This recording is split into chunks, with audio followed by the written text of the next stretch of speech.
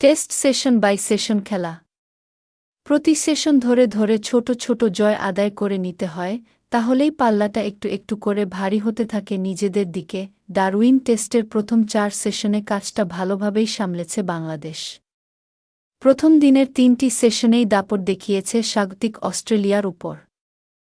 দৃশ্যটা দ্বিতীয় দিনেও বদলায়নি। দিনের প্রথম সেশনেও আধিপত্য দেখালো সফরকারীরা।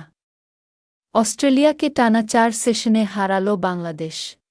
দিনের শুরুটা বাংলাদেশ করেছিল অস্ট্রেলিয়া থেকে 102 রান পিছিয়ে থেকে। আগের দিন 32 রান নিয়ে শেষ করা তানজিদ হাসান তামিম আজ শুরু থেকেই ছিলেন বেশ সাবলীল। ড্রিঙ্কস ব্রেকের আগেই ক্যারিয়ারের প্রথম 50-র দেখা পেয়ে যান তিনি, ভাগ্যকেও পাশে পেয়েছেন তিনি। আগের দিন নাথান লায়ন তার ক্যাচ ফেলেছিলেন। আজ লায়নের বলে স্মিথের হাত ফসকে বেরিয়ে যায় তার দেওয়া সুযোগটা। ওপাশে মুমিনুল হকও ধীরে ধীরে এগোচ্ছিলেন 50-র দিকে। তবে বিরতির পর এক মুহূর্তের মনোযোগের ঘাটতির ফলেই হয়তো সেটা আর পাওয়া হল না তার। জশ হ্যাজেলউডের অফ স্টাম্পের বাইরের বল তাড়া করতে গিয়ে উইকেটের পেছনে ক্যাচ দেন তিনি।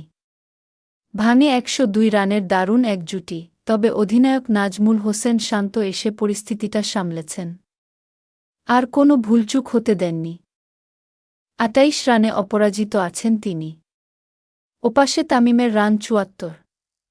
দুজনের তৃতীয় উইকেট জুটি ইতোমধ্যেই তুলে ফেলেছে 43 রান।